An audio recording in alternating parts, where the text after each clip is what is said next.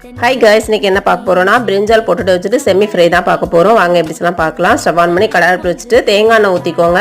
கொஞ்சமா சோம்பு, கருவேப்பிலை, அப்புறம் வெங்காயம் ஒரு வெங்காயம், கொஞ்சமா மஞ்சள் தூள், அப்புறம் உப்பு போட்டுட்டு நல்லா வதக்கிக்கோங்க. வெங்காயம் வதங்கினதுக்கு அப்புறமா நம்ம கொஞ்சமா கரம் மசாலா, ஒரு ஸ்பூன் இஞ்சி பூண்டு பேஸ்ட், அதுக்கப்புறம் அதையும் நல்லா போட்டு வதக்கிக்கோங்க. அப்புறம் கொஞ்சமா மிளகாத்தூள், அப்புறம் நம்ம கட் பண்ணி வச்சிருக்கிற பொட்டேட்டோவும் பிரிஞ்சாலையும் போட்டு நல்லா ஃப்ரை பண்ணுங்கள். எண்ணெயில் நல்லா ஃப்ரை பண்ணதுக்கு அப்புறமா ஒரு 5 நிமிஷம் அப்படியே சிம்மில் வச்சு மூடி வச்சுருங்க.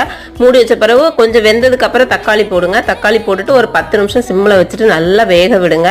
வேக விட்டு இப்போ பார்த்தீங்கன்னா சூப்பராக பொட்டேட்டோவும் பிரிஞ்சாலும் நல்லா வெந்து சூப்பராக அந்த ஃப்ளேவர் கொடுத்துரும்.